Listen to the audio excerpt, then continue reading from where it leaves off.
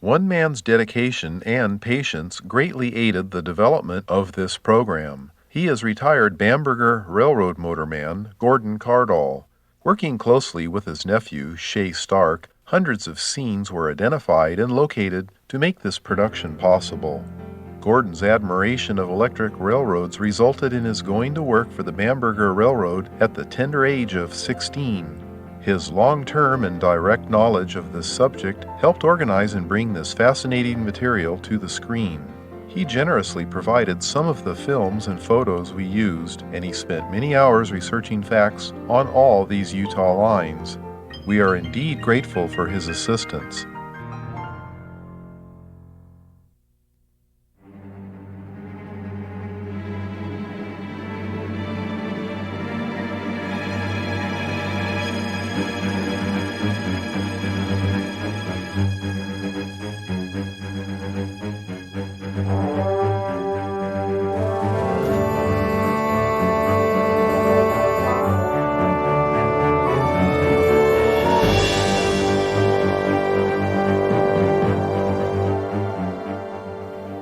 The Great Salt Lake area in Utah was once the home of some colorful and nearly forgotten electric interurban lines.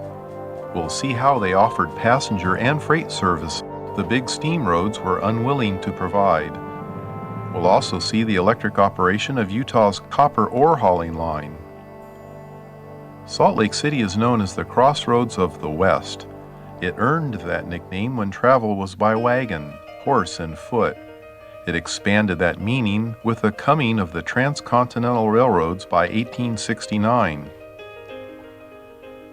These original steam lines met at nearby Promontory, Utah. The state of Utah covers nearly 85,000 square miles. The mean elevation of Utah is 6,100 feet. The lowest point is 2,000 feet. The Union Pacific Railroad has always had a major presence here. This is a crossroad of sorts for the UP. The UP's tracks in from the east head to the Pacific Northwest and go to Southern California from the Salt Lake area. The Southern Pacific, originally known as the Central Pacific, runs west from here, right across the Salt Lake, to run through the Sierra Mountain Range to Sacramento and the Oakland Bay area. The Denver and Rio Grande Western Road terminates here from its eastern end back in Denver, Colorado.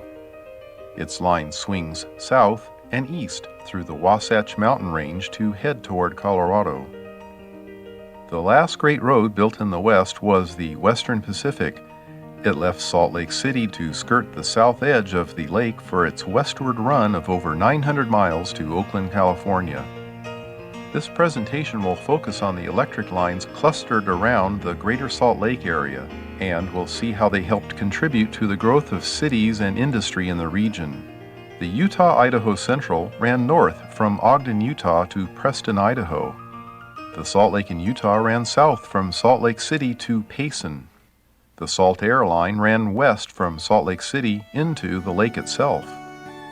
The Bamberger Railroad ran between Salt Lake City and Ogden. Most of this network of rail lines has disappeared nearly 5 decades ago. The Great Salt Lake was discovered by mountain man Jim Bridger in 1824. The salty lake was so large that it looked like he had stumbled onto an inlet bay of the Pacific Ocean. This discovery was well inland, of course. The 1,700 square mile Salt Lake is 3 to 5 times saltier than an ocean. Although far too salty to support fishing, the lake has provided great commercial and recreational value. The name Utah is from the original people, the Ute Indians. The early eastern settlers of the Utah Territory were the Mormons, led by Brigham Young. They were glad to escape persecution in the states to the east and apply their industrious ways to build a cohesive community. Salt Lake City dates from 1847. This beautiful city is framed by mountain ranges to the east, deserts to the west, and the largest U.S. lake west of the Mississippi River.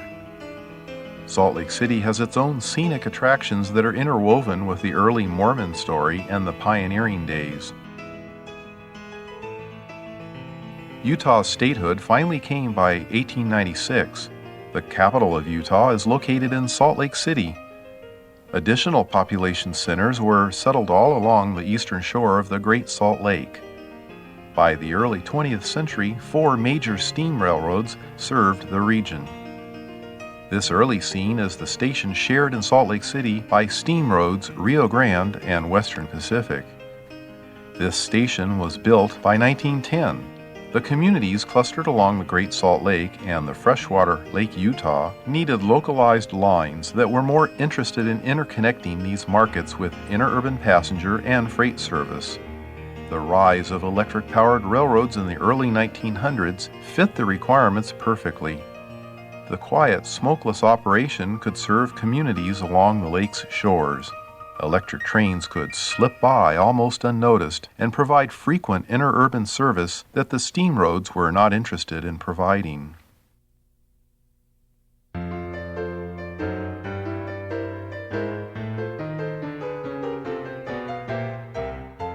Salt Lake City once had an extensive streetcar line that developed from several early horse and steam dummy-powered lines, like so many other similar lines in the late 1800s. The Utah Light and Railway Company consolidated these lines by 1904 and had heavy investment from rail magnate E. H. Harriman. By 1914, the streetcar line was reorganized as the Utah Light and Traction Company. The streetcars faced growing auto traffic that made boarding streetcars less safe each year. Older equipment would have needed a massive replacement program of modern streetcars. It was deemed easier to convert this service to all bus operation. The burden of running sweeper cars to clean the streets was just one of the things that vexed operation in the city. Salt Lake City's streetcars were replaced by all bus operation in 1944.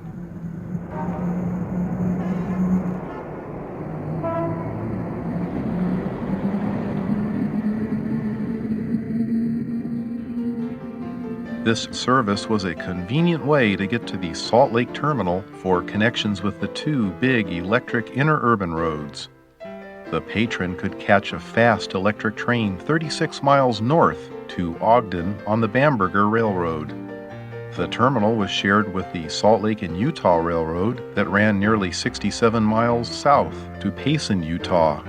Before the network of highways were built in the 50s, this service was vital to many patrons. The red-colored lines represent the Salt Lake in Utah and the Bamberger that linked up at Salt Lake Terminal. The Bamberger line left the terminal and made a jog over to run north toward Ogden, alongside the Rio Grande line. This is the boarding track view of the Salt Lake Terminal. A Salt Lake and Utah car with its sunburst design waits on the left, while the 2 other cars are Bamberger units. The side of this car shows the Bamberger Railroad Herald on one of the 5 high-speed, lightweight Brill cars originally built for the Fonda, Johnston, and Gloversville in New York.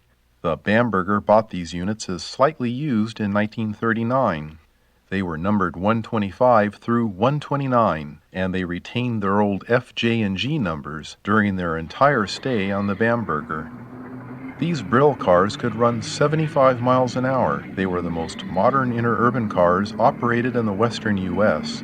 They only seated 54 people, and they could not be run in multiple. This worked against their use during the crush of traffic in World War II. But after the war, they were very efficient when passenger traffic was much lighter. A northbound car is leaving the terminal to run on the street at First West and Temple. While most of the Bamberger was on private right-of-way, the city and motorists became increasingly unsympathetic to this type of rail traffic on the streets leading out of town. Even when the Bamberger became freight only, the street tracks were unwelcome. Improved streets in and roads between communities helped auto and truck traffic cut into the Bamberger's business.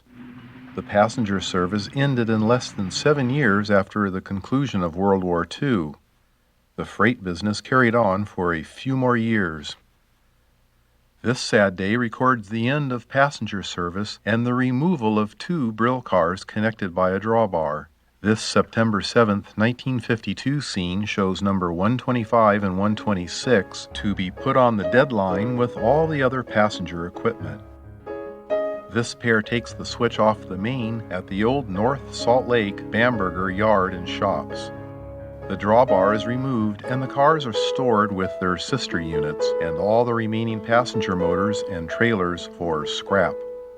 The Brills were eventually sold as housing units for migratory field workers. The Bamberger had a healthy freight business served by a fleet of freight motors. In better days, they served agricultural areas and local industries.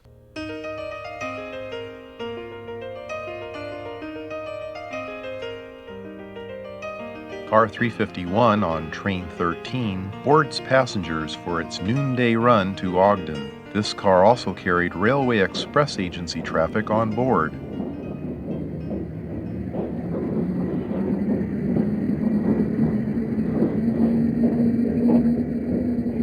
Number 351 was a Jewett-built car with a rear baggage compartment giving a reduced seating capacity of 64. The Bamberger was named after Simon Bamberger, the road's founder and president.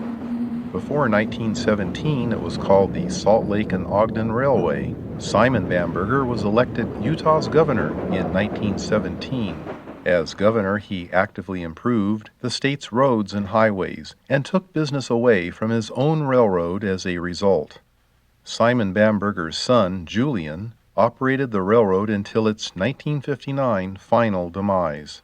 The Bamberger line was built in fragments, starting in Salt Lake City, working northward to its terminus in the city of Ogden.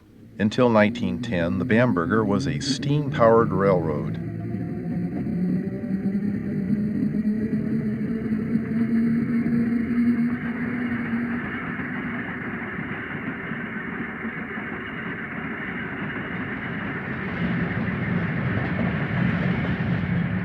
One of the reasons for conversion to electric power was the City of Ogden's enforcement that any new line entering the city would be electric powered. The Bamberger used 750-volt DC line voltage, while the connecting Salt Lake in Utah and the Utah-Idaho Central lines ran on 1500 volts DC.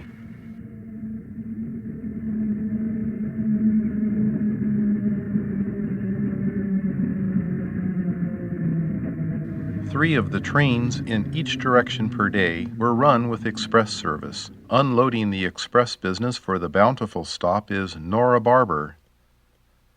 The express business on passenger trains was handled by the old REA or Railway Express Agency. Bamberger handled additional express service in a boxcar on a peddler freight as well. These cars handled a great volume of newspapers, fresh flowers, and food stocks, heading for nearby consumers. Sometimes goods spilled well into the seating areas.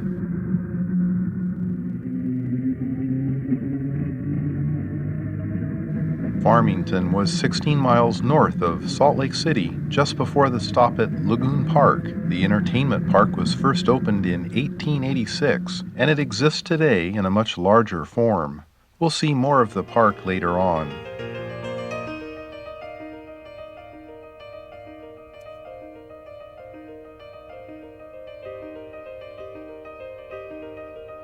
Much of the line's double tracking was removed in 1937. During World War II, the traffic boost required a number of sidings to be installed to ease traffic flow. After the war, many of these sidings were themselves torn out. We'll pass by a southbound passenger motor at Arsenal Siding. During World War II, the freight traffic was so heavy that Bamberger acquired its first diesel. Several more were added to eventually replace all the electric freight motors. Notice the trolley pole needed on diesels to activate the signals along the line. This is entering Ogden at 31st Street. Note the freight motor on the back leg of the Y here as we ease onto Lincoln Avenue. This is as far as the Bamberger freight trains could run, unless powered by electricity. This charter detail dated from the Bamberger's steam days. Before the wires came down, the Bamberger had 10 electric freight motors. 502 was a 1910-built, 750 horsepower Baldwin. 530 was a 1939 home-built unit, and it was the newest electric locomotive. It had 450 horsepower and it weighed 87,000 pounds. The Bamberger ran hourly trains each way until the last few months of operation, when it was reduced to 8 each way. A large fire in the North Salt Lake car barn and shops expedited the total end of passenger operations. A small crowd has just taken one of the last rides to Ogden. The motorman leaving the train is Cliff Manning. It may have been one of his last runs. 351 was one of 6 units that could make 73 miles an hour after a 1946 rebuild. They were a nice way to speed to Ogden for some downtown shopping or a pleasant day outing.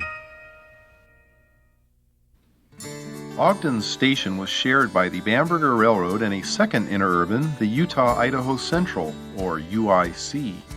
Once in Ogden, the traveler could use the Ogden streetcar line that was started by the local and wealthy David Eckles. The streetcar line ended operations in December 1935. The Ogden Rapid Transit Company's streetcars were the beginning of the larger Utah-Idaho Central's operation. The streetcar line had its infancy in 1900. Patrons could travel the 36 miles from Salt Lake City on the Bamberger line to Ogden. Then they could go another 94.7 miles north to Preston, Idaho, just across the Utah-Idaho border. The UIC was also built by the Eckles investors in 1914 as a 1500-volt DC interurban line. Here at Ogden Station, a Bamberger Brill car is about to return to Salt Lake City. The larger black and silver interurban car is owned by the UIC. The station was operated at 750 volts to accommodate the Bamberger units. Out of the station, the UIC switched over to the higher voltage. Before 1918, the UIC was originally named the Ogden, Logan, and Idaho Railway Company. About 30 miles north of Ogden, at a location called Honeyville, you could see the Union Pacific's Oregon Short Line tracks behind the UIC tracks. This UIC train is heading south. The UIC had its 18 motorized cars built at one time by the American Car Company. 515 has stopped at Kidman, about 45 miles from Ogden. Waiting behind 515 is a freight motor and train. Number 512 in an earlier paint scheme runs southbound at Wellsville. This is 56 miles from Ogden and 38.7 miles from Preston, Idaho.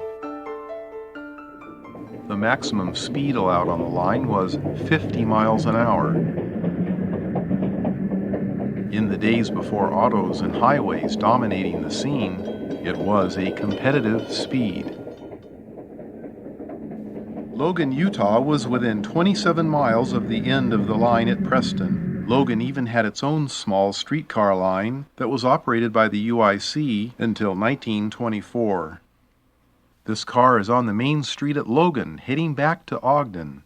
Parcels, baggage, express freight, and passengers were loaded and unloaded right in the middle of the street. A concept that seemed fine back in 1914 when the line was created.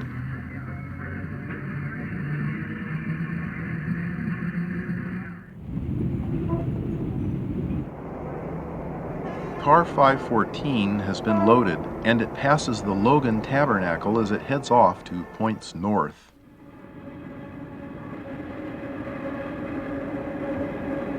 This southbound car is just below the Utah-Idaho border. Lewiston is a little over 8 miles from Preston, Idaho.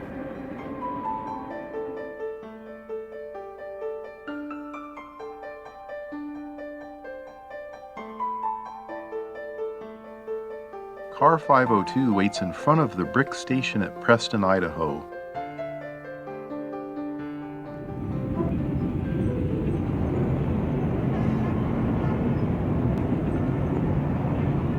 At one time, the communities connected by the UIC appreciated having a local line that catered to hauling the products of their fields, and giving people convenient travel connections the paralleling steam road turned down.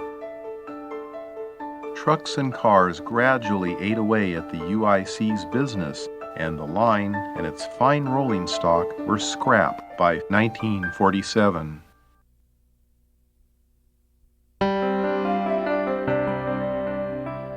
We return back to Ogden in time to see a Bamberger freight with a single boxcar. We'll ride the Bamberger line again. This time we'll run south back to Salt Lake City and see a few other sights along the way. From Salt Lake City we'll make some connections with two other noteworthy electric interurban rail lines. It's 7 a.m. Bamberger train number 6 is leaving Ogden Station. The train number is shown above the motorman's front window. The UIC and the Bamberger used even numbers to mark trains running south. Odd numbers indicated northbound trains.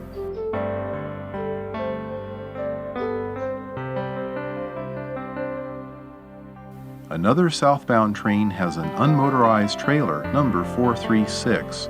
This 1910 Niles-built trailer car was one of 6. This is a nice view of the Ogden Terminal Yard that eased out onto Lincoln Avenue heading south.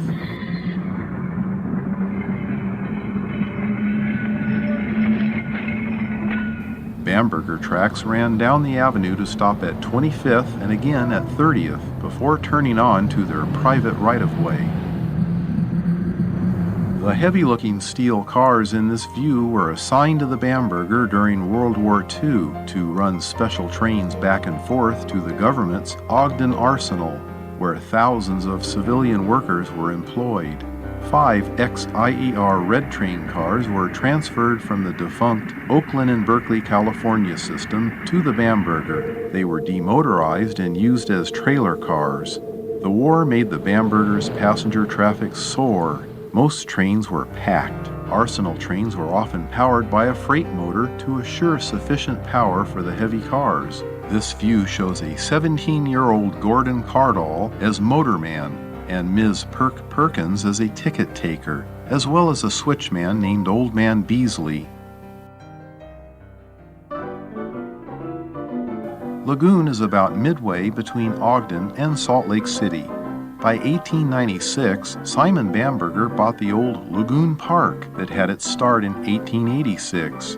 The old park suffered from the Salt Lake's receding shoreline. Simon moved the park inland by over 2 miles, drained the swamp areas, and built freshwater pools with accommodations for swimming, boating, outdoor musical entertainment, and eventually thrilling rides.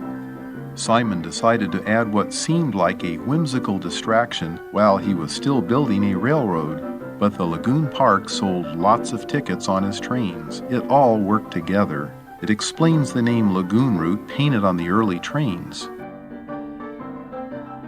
The Shoot the Chutes and a large carousel were both built in 1906.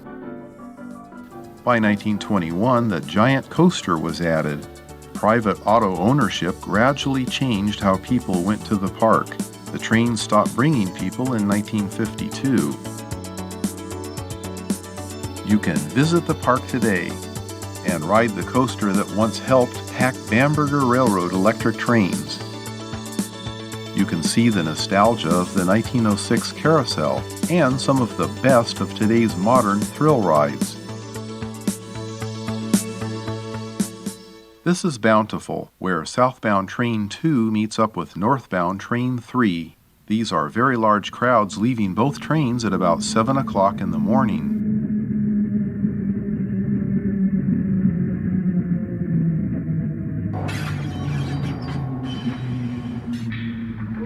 Both of these trains are right on schedule. The Bamberger Railroad had frequent trains in both directions. It was important to operate the trains at a high level of efficiency. It took a well-trained workforce to make that happen.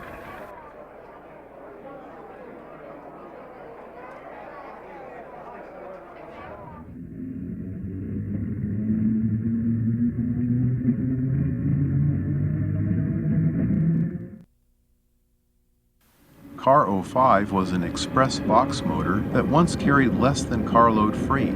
In 1937, it was converted into a maintenance car with a special hydraulically lifted platform for workers to service the overhead catenary wiring. This type of maintenance was in addition to the more ordinary track maintenance.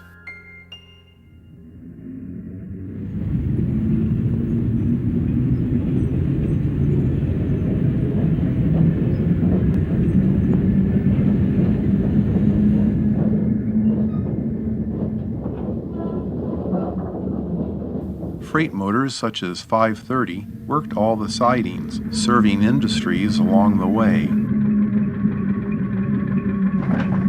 This scene shows an extra crewman on the locomotive's deck, tending the rope on the trolley pole. This was an important task during backup moves with the tension working against the pole. It saved the time of flipping the pole around each time direction was changed while switching sidings. Bountiful had a stretch of double track remaining. The original line had double tracks. In the 30s, stretches were reduced to a single track with passing sidings to help cut maintenance costs. There were many places you would notice line poles on both sides of the single track, with the overhead wiring that appeared to be built for two tracks. This last Bountiful scene is a southbound passenger motor with a trailer. The Bamberger Railroad had no signals. Everything was operated by simple train orders and schedules. The grade crossing signals were operated by the track circuits at the busier road crossings. The high-speed Brill cars were capable of 75-mile-an-hour speeds, and they were used to make one-hour sprints between Ogden and Salt Lake City. The Brills were designed to work well at speed, even on track that had seen better days.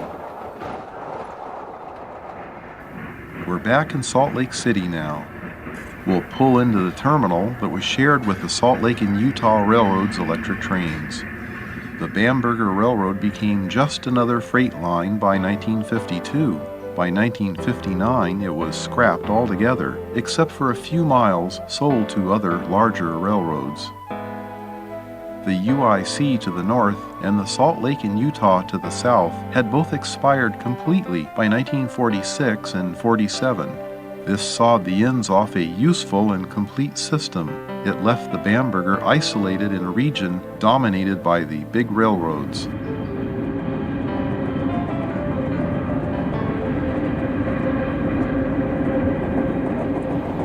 In recent years, public funds have been piecing back together an electric commuting line to reproduce what was once taken for granted and starved for funding. A little of that spent earlier may have saved a splendid railroad.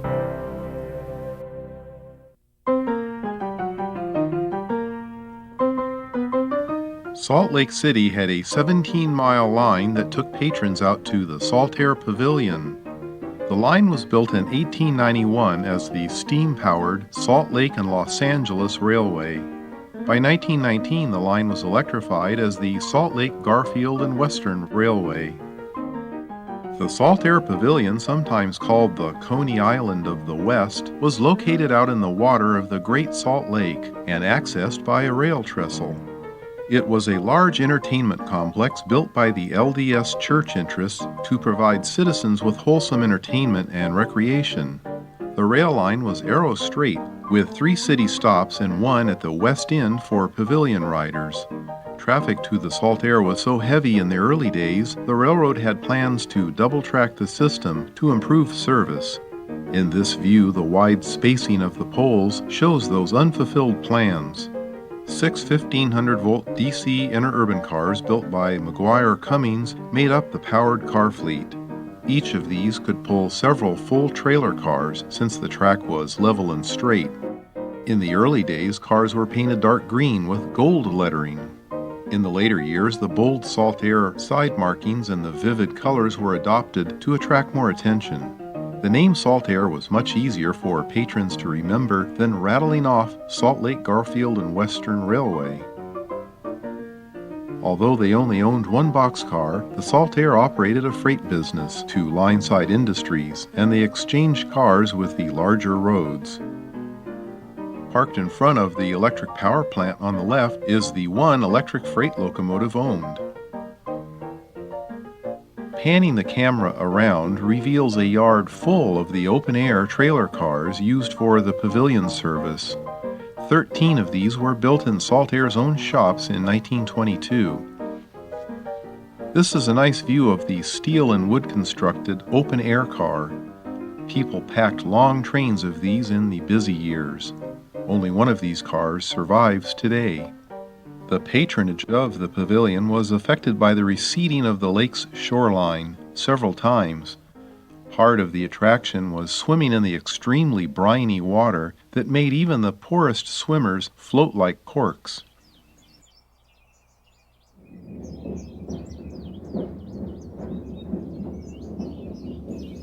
We'll take a ride west out to the pavilion. This car is turning on the Y, passing the powerhouse.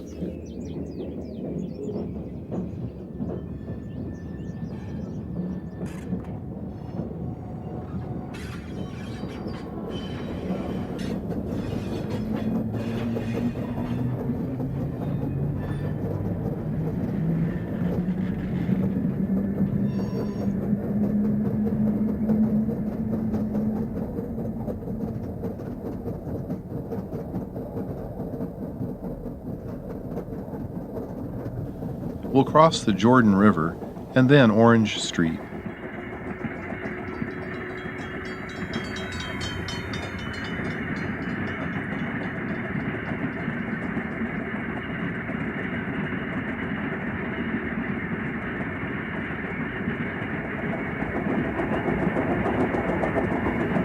We're approaching the salt plant and slowing to allow a Saltaire freight to take the siding alongside the salt plant.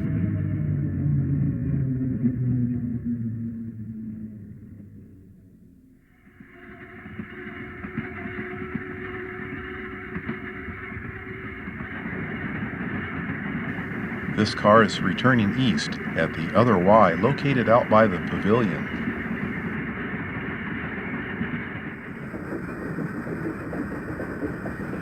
We'll continue out to the pavilion and stop to drop off patrons eager for some entertainment.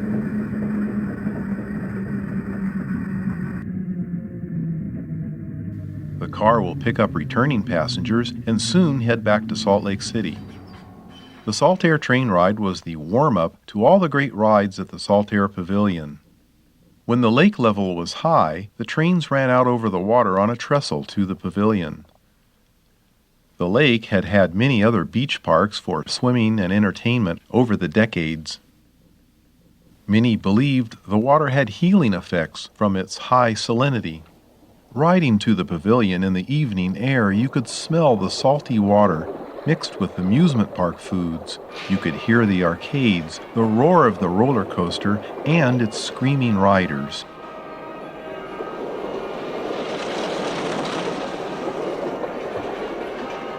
It must have been a pleasant experience, especially on warm evenings riding the open-air cars. They featured dance floors and some of the greatest bands and singers. The dance floor was claimed to be the largest anywhere. It could hold up to 5,000 dancers. Business was surprisingly good during the Great Depression. Even the jobless needed an affordable entertainment outlet. World War II slowed business, and the park closed. It resumed operation again by 1946. By 1926, the Saltaire Railway became the owner of the park that needed to be rebuilt after a huge fire. The Saltaire's passenger business was tied directly to the pavilion and its patronage. Over the years, the water had been slowly receding from the facility. Bathers couldn't just hop right in the water like in the early days. When the water receded, the dry, salty land that remained often smelled of rotting brine shrimp that hatched swarms of brine flies. They were the only life forms that could survive the high salt environment. This eastbound train leaving the pavilion is temporarily running trailer first. Soon it will turn around on the Pavilion Y to head back to the city. A small battery-powered tram was added to take bathers out to the receded waters. And this is a brief view of its narrow track. Losses to the railroad were mounting. The 45-mile-an-hour service to entertainment by electric trains was suffering from auto travel, and deferred upkeep of the overhead wiring was becoming a problem. The Saltair survived by freight traffic along its right-of-way. This lone freight motor was bought in 1946 from the defunct Salt Lake in Utah. Before then, interurban cars were used to power freight trains. The salt plant coming up on the right was a good source of freight traffic. It was the Royal Crystal Salt Company that became one of the many plants operated by the Morton Salt Company. Salt is used for many industrial and manufacturing uses, as well as being a common item on the dinner table. The drying ponds here produce many tons of salt from what seems like an inexhaustible source. About 30,000 years ago, the lake was part of the massive ancient Lake Bonneville that covered 20,000 square miles over what is now 3 states. 4 rivers and a number of streams empty into this remaining lake, bringing dissolved minerals. Lakes this salty are often caused when water drains into a low area with no outlets to prevent accumulation of salt and other minerals. Electric operation ended here in 1951. The Saltair Railway was glad to eliminate the cost of maintaining the overhead wiring and its elderly collection of electric interurban cars.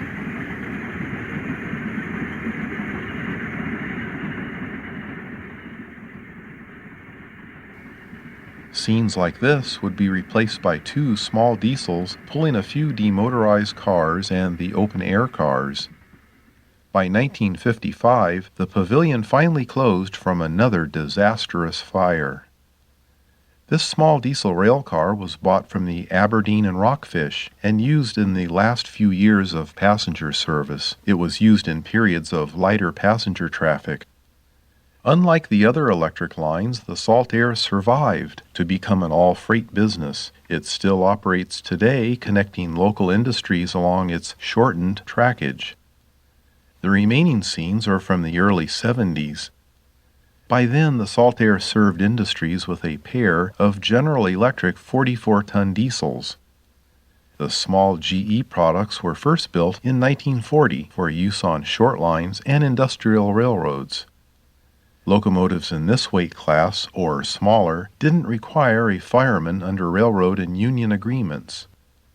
For level track and light assignments, these GEs were a good solution to help keep costs down.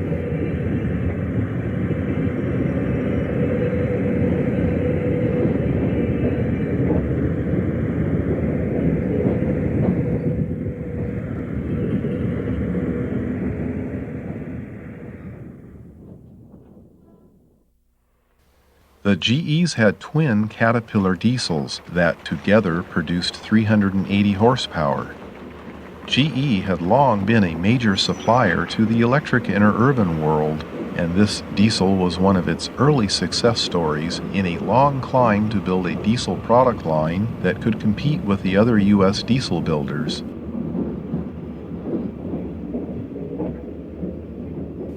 The freight operation often reached a 500 car per month level in the 70s. Since then, the salt plant has moved away from the Saltair's tracks. A few other industries have kept the railway going. Industrial growth in the area may bring new opportunities.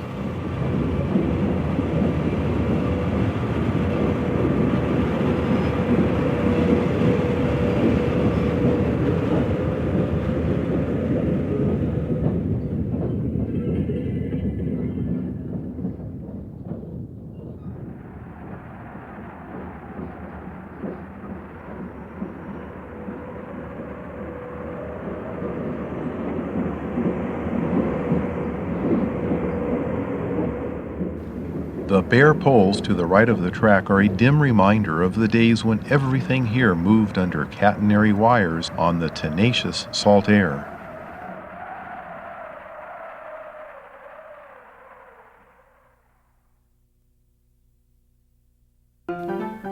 The numerous communities south of Salt Lake City down to Payson were eager to have a local railroad to give them service the big steam roads overlooked. The Salt Lake and Utah Railroad was built by 1916 to Payson, Utah, with much celebration by people. The last spikes were placed by the formidable Mrs. W.M. Smith and her daughter Irene.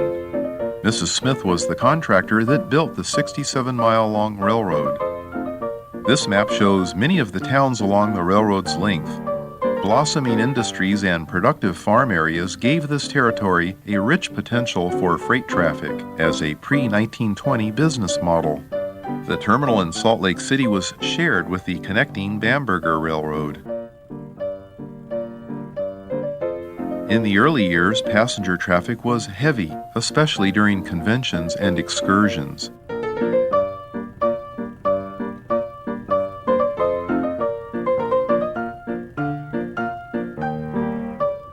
At the peak, 26 scheduled trains a day cemented communities together. Workers and shoppers had a useful system that ran right into townships instead of the steam road stations located on the edges of towns. 9 fast interurban cars built by Niles formed the heart of the roster, with 2 American car-built interurban units, 2 coach trailer cars, and a pair of trailer observation cars added to the service. 4 Westinghouse-equipped electric substations strategically located along the system's length provided 1,500-volt DC power to the SL&U. They were located at Granger, Bringhurst, Linden, and Springville. Freight power ranged from this rather elementary 1914-built Niles flat motor to the Baldwin Westinghouse-built 100,000-pound freight motors. The rich farm areas and many of the food processing plants and canneries provided a booming freight business until highways and trucks became serious competition. This railroad was often referred to as the Orem Line. It was created by the A.J. Orem Company.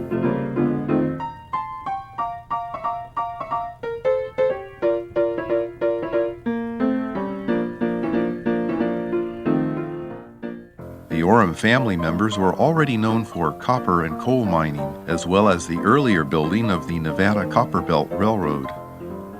From this experience, they knew how to serve industries with freight service. The SL&U was adept at handling perishable goods such as milk, eggs, and fresh fruit. This special car carried these goods to any town requiring drop-off service. One of the good accounts was forwarding new automobiles shipped from the east. But every new car took business away from the passenger operation. By 1923, the Salt Lake City Union Interurban Station was shared by the SL&U and the connecting Bamberger. From this station fronting on South Temple and west, and the SL&U ran south from here. SL&U Train 5 is leaving Salt Lake City heading southbound at noon.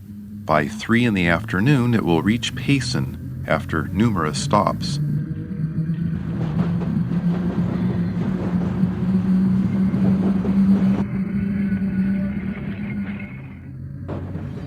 The older colors were attractive but harder for autos to see. The Eckles interests that owned the UIC took over the SL&U in 1937, and they preferred improved visibility of the sunburst design. There was a branch line west from Granger to Magna that was built in 1917. It was about 9 miles long. These rare views are from the Magna branch line near Kennecott Copper's facilities. Workers from other communities once used this line to get to the smelters in the area. Unlike the Bamberger and the Saltair, the SL&U used single pole lines instead of poles along both sides of the track. Rail was typically 75 pounds per yard. The SL&U was always known for more than its share of grade crossing accidents and derailments. This scene is at a siding called Hickey. The car on the left is either derailed or disabled. With the siding blocked, it will have to be used as a pocket siding. A northbound car is passing the disabled car in the siding. A southbound car pulls into the siding behind the disabled car. The northbound train will leave. Next, the southbound train with the newer sunburst colors backs out of the siding with its trolley pole reversed. It will then head back to Lehi. This is running southbound near Lehi.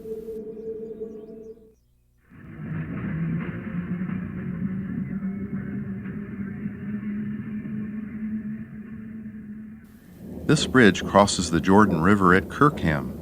On the other side of the bridge, the SL&U tracks also crossed a Union Pacific branch line. This is all removed now. A car heads north at Chipman near Manila. This is about halfway from Salt Lake City to Payson. The shelter at Pleasant Grove was located a few more miles to the south. 48 miles south of Salt Lake City is Provo, and a nostalgic street scene. Car 603 was rebuilt from a wrecked motorized coach to carry LCL freight and a few passengers. The red arrow markings were part of a bold marketing campaign to increase the express freight business. Car 601 rounds the curve at Provo Station with a trailer car in tow. You can understand why the quiet, swift SL&U cars were involved in many accidents with automobiles. It was always the fault of the motorist, but it still laid a heavy burden on the railroad's finances. This is down the street in Spanish Fork. These cars could speed between towns on the private right-of-way and yet conveniently deliver passengers to the active centers of towns. You can see how the Eccles-approved colors were far more visible. The Eccles family bought the SL&U out of a receivership sale during the Great Depression. They did their best to save the SL&U, but too many things were stacked against the effort. Even World War II didn't help business much. The equipment and everything else about the railroad was by then in bad repair. Keeping things running during the war years' boom was a struggle in its own right. The SL&U managed to hang on until 1946, 1 year less than the sister road UIC far to the north. This is Payson, Utah, and the end of the line for passengers. The shops were located a few blocks from the end of the line. The early years had ambitious plans to extend the line another 25 miles to the south. The First World War curtailed these plans, so the SL&U was stuck with its shops far to the southern terminus of its business. It was a point of some criticism. This scene shows Freight Motor 52 in the background. It was built in 1922 in the SL&U's own shops. The well-equipped machine shops are visible on the left. The yard and car barns are on the right.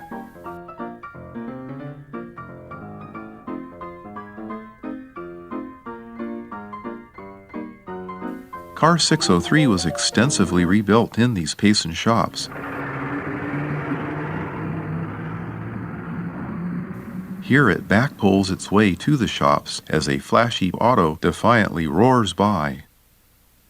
Number 603 here and nearly everything else on the system became irrelevant.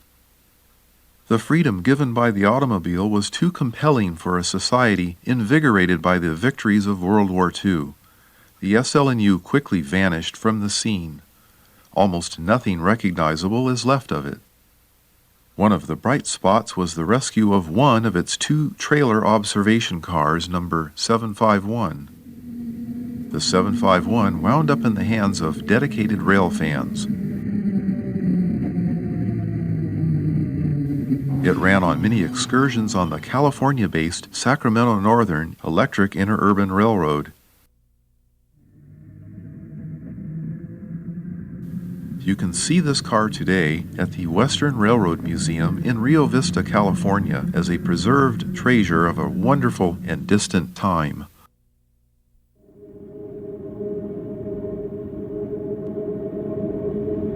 The Kennecott Copper Corporation once ran copper ore by rail 16 miles from the Bingham Canyon pit mine to processing plants at Magna, Utah. These 125-ton General Electric 3,000-volt DC Magna motors were built in 1947. Before then, steam locomotives were used for the task. The open pit mine area had been electrified by 1929 to use the 750-volt DC units to haul raw copper ore. It was the last of Utah's great electric rail projects. It can be seen from the orbiting space station with the naked eye. It is still operating today with a diameter of 2.5 miles at the rim. Every level of this terrace work had mining tracks with trains the apparent size of toys in this vast excavation. Each day 250,000 tons was removed from this mine. Some of the mining areas had fixed catenary wiring that allowed the use of normal pantographs on the pit mine locomotives. Active ore areas used sideways pantographs and movable catenary towers we'll see later. The Kennecott's track to Magna was built after World War II to take ore to the concentrator plant. By 1964, a second line was built to the new Bonneville concentrator. It featured an easy 1.35% grade that's downhill for loads. Before 1941, when Kennecott Copper bought the operation from the Utah Copper Company, the mine used its steam-powered Bingham and Garfield, or B&G, with its heavier 2.5% grade. The Hercules plant is an explosive factory that provided much of the powder to blast rock in the mine.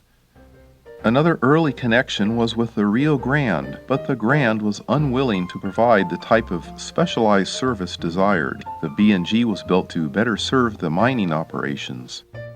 The Bingham Canyon community had a township and housing for many of its mine workers. By 1870, the mines operated for gold and silver, until finally by 1906, copper. Many immigrant groups lived and worked here.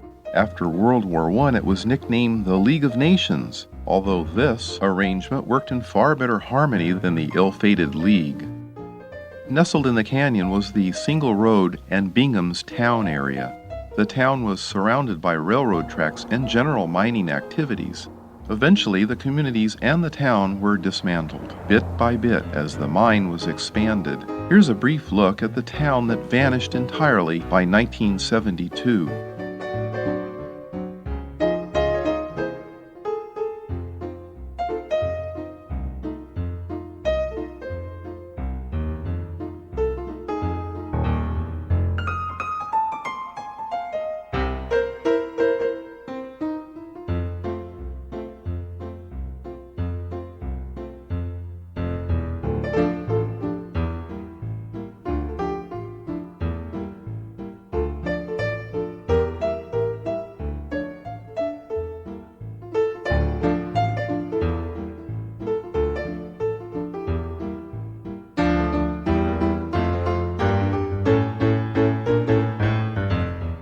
The mine workers were taken in and out of the pit by rail at shift changes. Several of the cars used for this transport service were heavily rebuilt from the defunct Salt Lake and Utah trailer cars 701 and 702. This is a good view of some of the movable catenary towers and the use of a side-reaching pantograph on a locomotive. In the loading areas, this allowed the huge powered shovels loading ore cars to swing their bucket out over the center of the track without shorting out the overhead wiring. The motorman could pneumatically raise the normal center pantograph or one of the two special side-reaching pantographs. Here, 1929-built number 732 operates on the normal center pantograph. Work trains broke the monotony of the ore trains. The mining and the railroad operated year-round in all types of weather.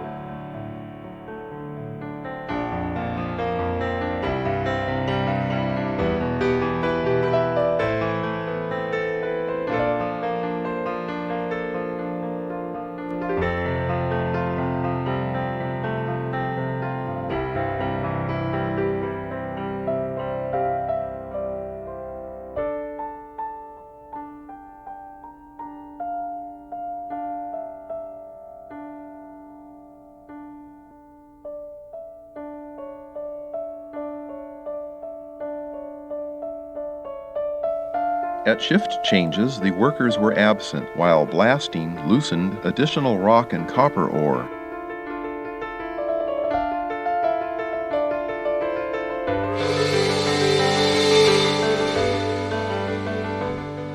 Workers were then brought in after the dust settled.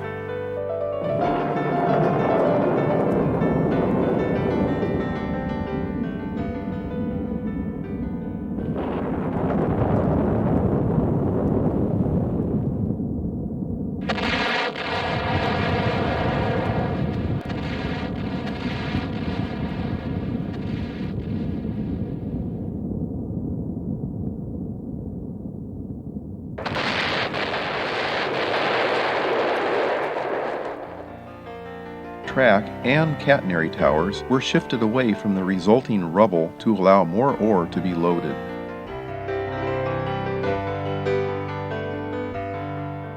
The center pantograph is lowered and the right sidearm pantograph is extended in the next scene.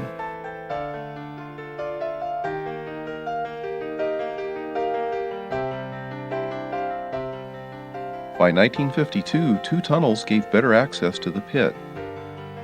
The first tunnel, built in 1944, was 3,975 feet long, and a second 7,000-foot-long tunnel was added in 1952. A third 7,000-foot tunnel that led directly to the Copperton Yard was added in 1959. The Bingham Mine has produced more copper than any other mine in the world.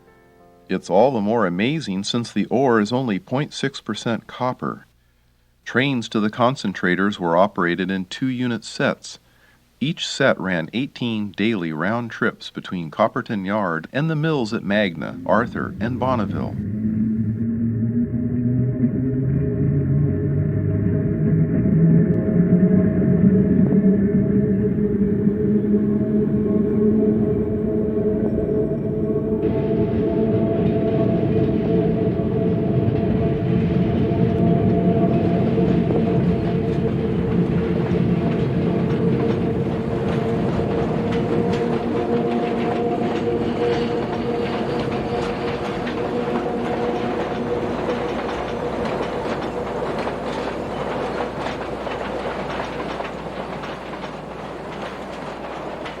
The ore cars were unloaded with rotary dumpers to get the train back to empty status as quickly as possible.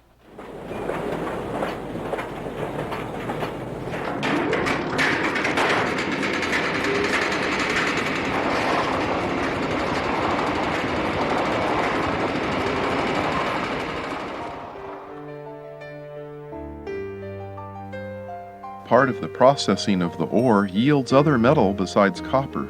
Tiny amounts of gold and silver add up to produce 500,000 ounces of pure gold and 4 million ounces of silver each year. This residual work compares favorably to many gold and silver mines for production. Molten slag dumping was one of the more spectacular operations provided by the rail line.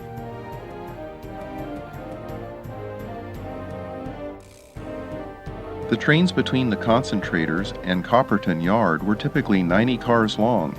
Each car could hold 100 tons. Fortunately, the grade back uphill was the direction empty trains took.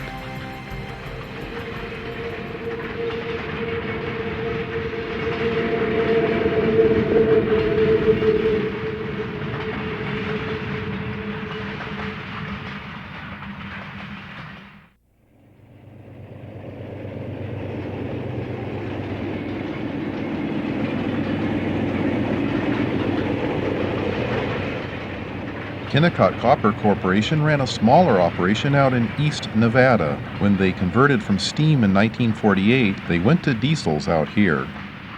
In the last years of operation, they relied on Alco RS2s for hauling ore from the mines to the processing facility at McGill, Nevada. The mining areas at Ely were at a higher elevation, making the loaded ore train's trip to the concentrator and smelter at McGill an easy trip. Water was in better supply at McGill, too. A small electric line was built to support the immediate concentrator area.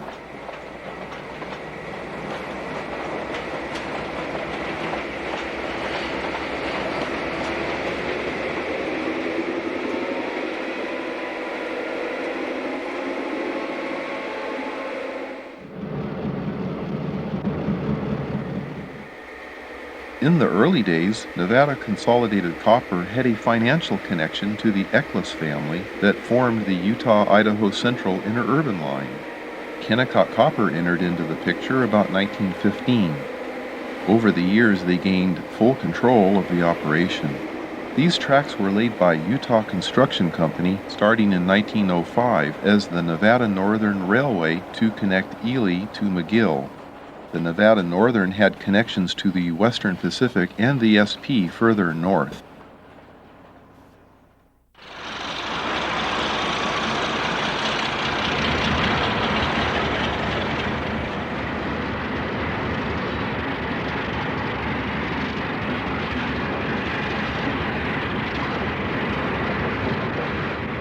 When the copper operation shut down here in 1978, many diesels and ore cars went back to Utah to work on the Bingham to Garfield line. All these operations have low-yield ore that is subject to market prices for copper. If prices soar again, the Nevada operation could come back online.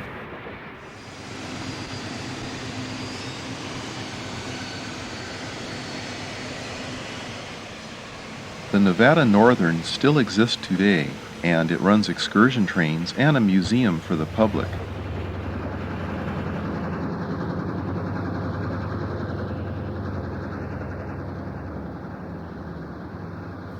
Diesel started to substitute for the huge electrics in Utah. By the 80s, diesels were the norm. The heavy burden of maintaining all the wiring in the pit mine became too costly. Even the pit operation was converted to a conveyor belt system that hauled crushed rock through a former rail tunnel to Copperton. From there it was ground into a powder and hauled by a slurry pipe down to the concentrators. The efficiency went up when the complex rail operation was eliminated, along with many specialized jobs. Keeping the cost of operation down helped keep the mine open, and with it many other jobs.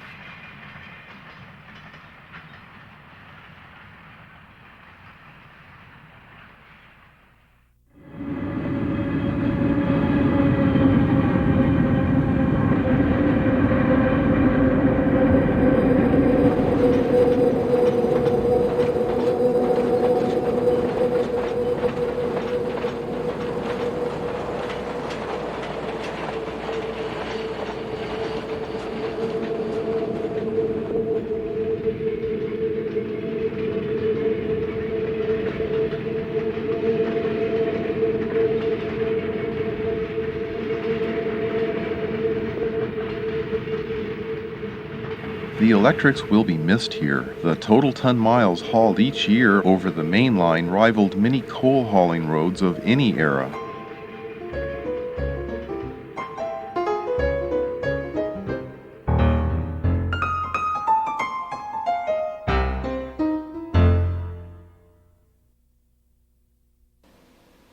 This is the third electric railroading video from us in association with Catenary Video Productions. It has been our pleasure to work with Catenary's founder, Don Olson.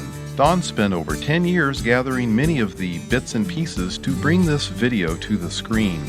By adding our own film and photo resources, the result is the Electric Rails of Utah. A few items survived the demise of all the electric lines in Utah. Some items of interest seen in this video reside at 4 different railroad museums that all operate equipment for the public. The Western Railway Museum in Northern California and the Orange Empire Museum in Southern California both feature a great variety of electric interurban equipment that the public can view and ride on ever-expanding museum trackage, complete with overhead wiring. Your visits and contributions will be both rewarding and appreciated. In Heber, Utah, visit the Heber Valley Railroad to ride their trains and stop by to see the cosmetically restored Bamberger Trailer number 403. A visit to the Western Railway Museum in Rio Vista, California will let you see the Salt Lake in Utah Trailer Observation Car 751. The Bay Area Electric Railroad Association that was formed in 1946 rescued this car. They have Bamberger Trailer number 400. And another treasure remaining from the Saltair's electric days is an open-air trailer car.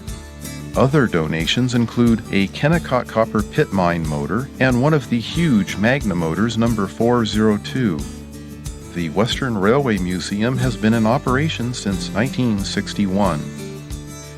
The Orange Empire Railway Museum in Paris, California has been restoring Bamberger's Brill bullet car number 127. This project was a ground-up restoration with John Smatlack's direction over a lengthy period. Many items were missing, and this high-speed Brill truck is just one example of the type of scouring and fabrication needed on a project of this size. It will someday be in full operation with all the streetcars, interurbans, and other fine equipment there. Kennecott's Alco number 109 is at the Nevada Northern Railway, another operating museum featuring steam and diesel locomotives. One of the attractions is the rental of this locomotive for hands-on experience. All these operating museums should be on your visit list to ride and look at railroading history.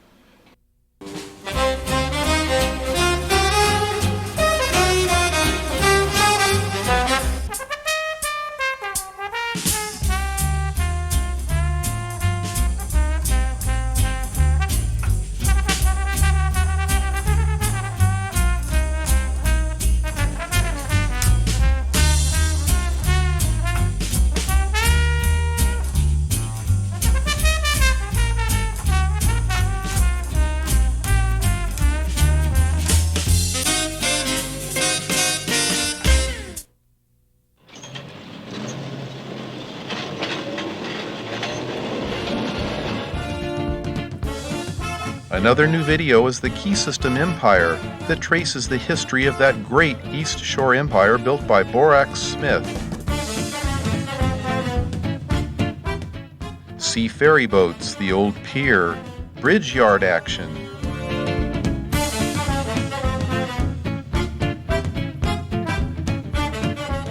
And the Bay Bridge days, all the way to the end in 1958.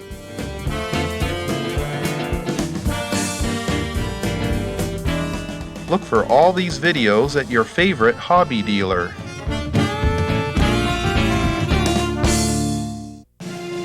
And now, Electric Rails Around the Bay brings rare footage from two former Southern Pacific properties and the Sacramento Northern. We trace the history of the Peninsular Railway in Santa Clara County, California. This interesting line was assembled from three 1900-era lines during the Harriman years on the SP. Another larger Southern Pacific line built by Harriman was the SP Red trains of the Oakland, Alameda, and Berkeley lines. These electric lines were converted from early steam-powered local lines in the East Bay. SP's large fleet of ferry boats complemented the rail lines to link the East Bay to San Francisco in the days before the Bay Bridge. We cover the Alameda and Oakland moles, as locals called them, where electric rails met the ferry slips until 1939. From that point on, your ticket carried you over the bay on the Bay Bridge rail lines to the San Francisco terminal, shared with the Sacramento Northern and rival Key System trains. We cover the track realignments made for the Bay Bridge service that was sadly only active until the 1941 abandonment. Visit the upper deck of the 16th Street station, down to Dutton Avenue on the 7th Street line.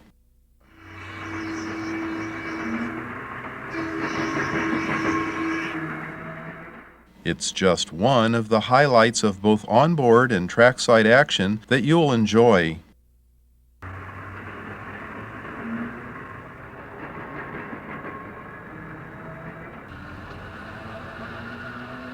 We also bring extensive coverage of the Sacramento Northern's South End section in the Alameda and Contra Costa counties.